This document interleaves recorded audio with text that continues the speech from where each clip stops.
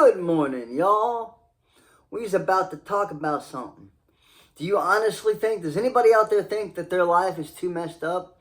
That they've sinned too much? That they have too much of a bad past to be saved? That God wouldn't save them for what they've done? That there's no hope for them? Well, he's about to discuss that. Because anybody, through faith, can be saved by grace. Anybody can be saved. For whosoever calls upon the name of the Lord shall be saved. Romans 10:13. But let's go ahead and look at something in the book of James, chapter 4, verse 6. Let's start out with that. What's it say? It says, God resists the proud, but gives grace to the humble. All right? So, if you humble yourself before the Almighty, He will give you grace. And let's go ahead and continue that line of thinking a little bit. Continue the line of thinking. Let's go to the book of Ephesians, chapter 2, verse 8. It says, for by grace you have been saved through faith, and that not of yourselves. It is a gift of God. So literally it says you've been saved by grace through faith. So if you have faith in God and call on the name of the Lord and ask Him to save you, you'll be saved. Through faith, you'll be, by grace, through faith, you'll be saved. And let's look at an example of somebody who had a really bad past, but was saved by grace. Let's turn over to the book of Luke, Gospel of Luke, one of Jesus' disciples. You know, the doctor, Luke. Okay. Anyways, this is Luke chapter 7. And we're in basically verse 36, that area. We're going to start with verse 37, though. And behold, a woman in the city who was a sinner, when she knew that Jesus sat at the table in the Pharisee's house, brought an alabaster flask of fragrance oil, and stood at his feet behind him, weeping.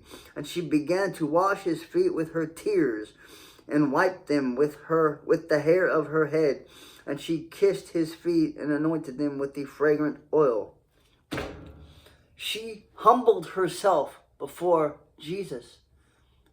Through faith. She had faith in Him, humbled herself. Was washing His feet with her hair, with her tears, with this fragrant oil, broke it over His feet.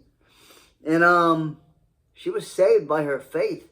By humility, she was given grace. And through faith, she was saved by that grace. Alright? As if you read on down here, it says, then He said to her, this is verse 48, your sins are forgiven.